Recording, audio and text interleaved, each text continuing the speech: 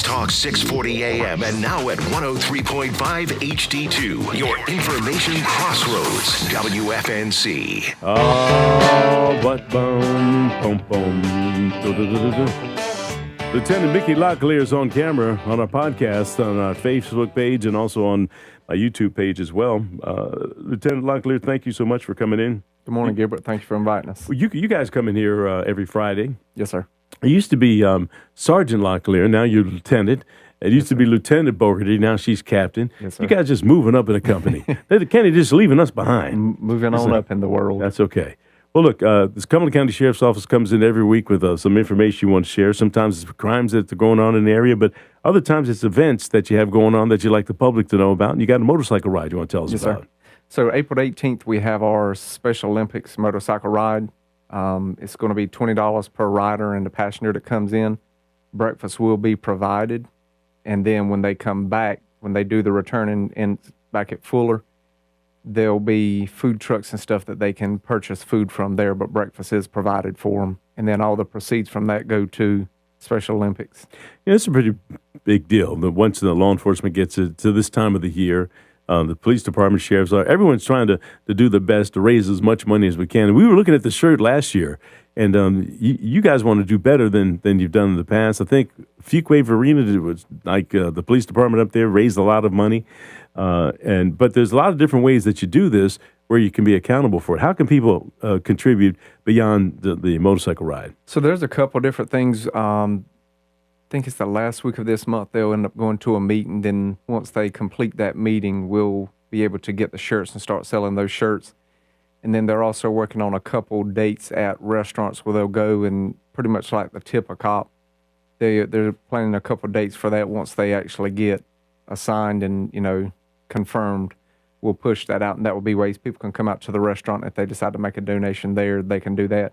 Or if they just want to give, then they can just go on the website and donate through the website.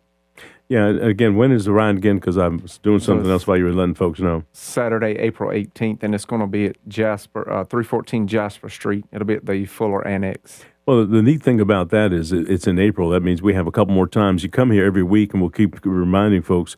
Is there a deadline to get tickets, or you can get them right up to the end? So they can show up the morning of and register. Okay. Now, you were telling me about the Crime Stoppers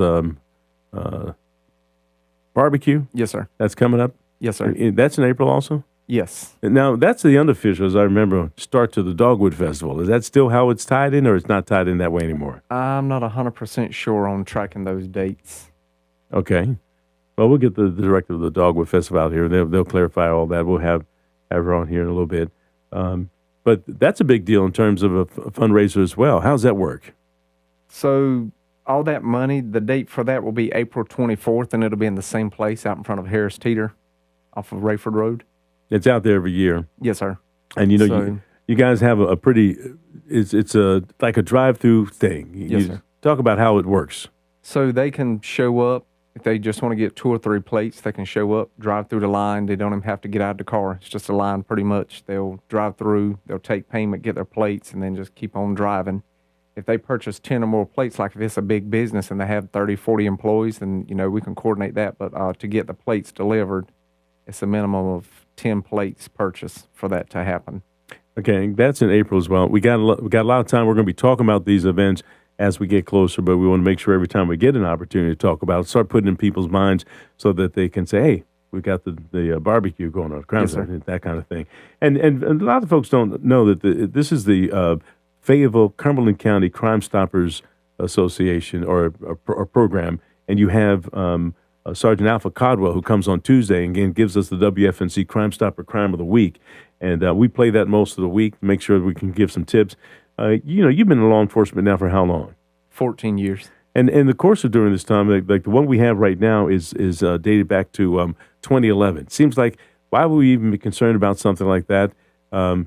But there are clues that can come out to help solve a crime, even though many years go by.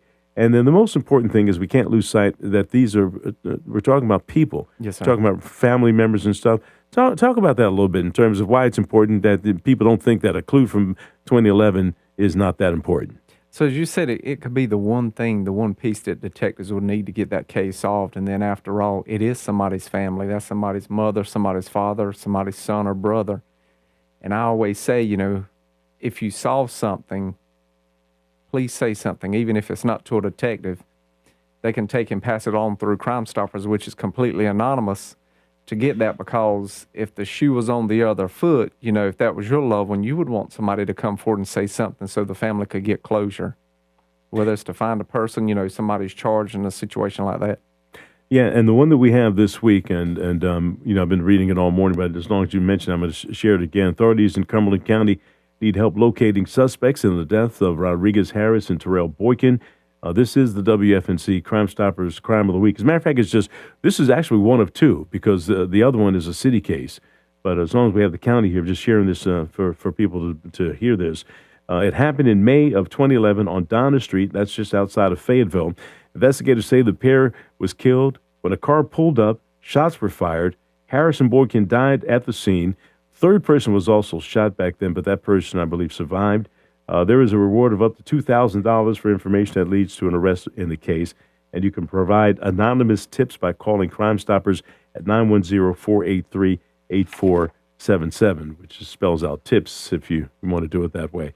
So there's another case that was interesting to me that Bill Young just read at CBS 17. I think you guys put some information out on this seed store or something that's there was a Molotov cocktail that was thrown in it. Is that a county case? Yes, it is. Yeah, and then the latest development is that someone came back and threw some gas and got caught on fire. There's video of that? Yes, that's a totally separate person. Detectives are still seeking information on that first incident that happened. But this is the same place, though. Yes. What's going on? I mean, somebody's got a grudge against the business or the person? Now that I'm not sure of, but it is twice that somebody has, tried to set fire to the business. Yeah, I was sharing with Kenny that I remember when someone tried to burn down the market house and had the same type thing happen on television, where that person during the George Floyd protest threw the gas and caught himself on fire. Mm-hmm. And I don't know if it was on live TV, but it was. You mess around with gasoline, you got problems. Yes. Yeah. All right, look, I didn't make start beating down the crime scene on you here, but I got you here and thought we'd share some of that because it's important stuff as well. What else you have going on that we need to talk about with the Sheriff's Office? So one thing that Sheriff Morgan has started doing is pairing up with Fayetteville PD and then some other agencies is this speed enforcement violation. There's so many accidents that is involving speed. There's where people have lost their lives. There was one a while back on Cliffdale Road where somebody tragically lost their life. One on Morganton Road, and the main factor in those is speeding. So this past Tuesday, Sheriff's Office and Fayetteville PD conducted a speed enforcement, and they were out there for 5 hours, did 93 traffic stops, and they issued 81 citations for speeding. And my thing is law enforcement, if you're out here driving and you don't have a driver's license, if you're speeding, you're pretty much just asking to get pulled over. So, that's the main thing. If we're conducting speed enforcement, we don't have time. If we're sitting there watching all the vehicles go by, we can't run every single tag that goes by. So if we see that car speeding, that's the one we go after. And then whatever else is going on, if it's insurance, no driver's license, all that stuff unfolds because of an initial speed limit violation. And that's the story that a lot of drivers will say, well, I wasn't the only one, that this guy was going, but how many can you stop? You got to do it one at a time, yes, I guess, the way it is. And you have some folks who may see it and turn around if there's like a DUI stop. You guys go after that car that turns around, doesn't want to go through. Yes, sir. What's the thought pattern there when you see that happen? Pretty much when somebody does that, when they see us, they're avoiding us at that point, because any other regular person, they're just going to keep traveling on the way and come on up through the traffic checkpoint, hand their license, and then they just drive on through. Yeah, so somebody turns around, either it might be alcohol, maybe license expired, or whatever it might be, so there's probably some violation. So you kind of tell on yourself. Yes, sir. When you kind of spin around there. You did this the traffic stop on another occasion on Interstate 295, and there were a bunch of citations given out. And the interesting thing about that one was you cited folks who were going 80 miles an hour over the speed limit. I think it was 65, and there was a bunch of them. Mm-hmm. Yeah, and that's the thing. The speed limit is 65. Same way, just like on 95 where it's 70, you've got to follow the speed limit. Just because there's no cars out there doesn't mean you can just get out there and drive as fast as you can. I don't know if it was Highway Patrol or city police or county that clocked someone going through a school zone at 93 miles an hour. Was that county or city? We were working a school zone on Legion Road, and then Highway Patrol, like we said, we were partnering up with other agencies. So it was Highway Patrol was using a LiDAR to clock the vehicle. And then me and one of the other lieutenants were sitting beside the road. He would call the speed out. So he called that one out, and then I took off after him and stopped him. So, and it was 89 and a 35 in an active school zone. 89 and 30. Do you lose your car? What happens to you when that happens? So he was arrested and taken downtown. He was given a bond. And on his court date, whatever, if he gets an attorney or he decides to handle the case himself, the DA will pretty much discuss with his attorney or him what options are available. But at a speed like that, he can lose his license. Yeah, and I don't understand that going through a school zone at that rate. Legion Road, is a rural area where that was happened. Which school was it? Do you remember? Elizabeth, the one right there at Mid-Pine. Mid-Pine, okay. So speed limit is 45, and then when the school zone is active, speed limit is 35 through the school zone. Okay, I don't want to take up all your time. You're talking about traffic stuff here. But it's always good to have you come in here. Again, reiterate the motorcycle event that you got coming up, because we have different people listening right now. Yes, sir. So April 18th is a Saturday. The ride will be at 314 Jasper Street in Fayetteville at the Sheriff's Office Fuller Annex. Check-in will start at 8 a.m. The ride will start at 9:30. Breakfast is provided. And then once the ride is complete, when they come back, there'll be food trucks there that they can get food from to purchase. We hit on the speeding. Biggest thing I would say is drive the speed limit and arrive alive. Turn my microphone off for a second here. And then, of course, in April, we've got the barbecue. Yes, sir. For crime. And a lot of stuff going on with the Special Olympics. Are you involved with the run, with the torch and all that stuff? So at some point, we will have a torch run. We participated in that last year. Do you actually run yourself? Or are you No, just, sir. you're Mickey, what are we going to do with you? I think you look like a runner. I may make it there one day, but I don't know if it'll be this year. I'm not trying to put you on the spot here on live TV or anything like that, but you support the effort. Yes, sir. Yeah, you do. Just like you do when you're going to buy a couple of T-shirts from us. Yeah, well, look, not only Kenny, I got you up on screen here because Sergeant LOCKLEAR, who's now Lieutenant LOCKLEAR, yes, is notorious for coming to me and saying, "Hey, we got the Crime Stoppers tickets for the luncheon." Right. And the first year he did that, I thought the luncheon was that day. So I bought 10 tickets, and Mike Joyner and I said, I already had my napkin inside my shirt. It wasn't until April, but I bought $100 worth of tickets. You were ready, yeah. I was ready to eat. Yes, sir. And you remember that? Yep. And so I ended up giving the tickets away, but that's what you do. And I think, did I give you some? Yes, you did. Thank you very much. You Yes, gave sir. me 4, and I passed 2 along. Yeah, well, look, I don't mind making a donation. It was $100. Yes, sir. It's to a good cause, and I It think is. At the end of the day, that's really all that matters is you're supporting a greater cause. is that what? And you never know what type of a difference. I feel like if you're blessed enough to have something and you can give to others and make a difference in somebody else's life, it's like the old saying goes, it doesn't cost you anything to be kind, but if you're bad and, you're do wrong to people, it'll come back to you in the end.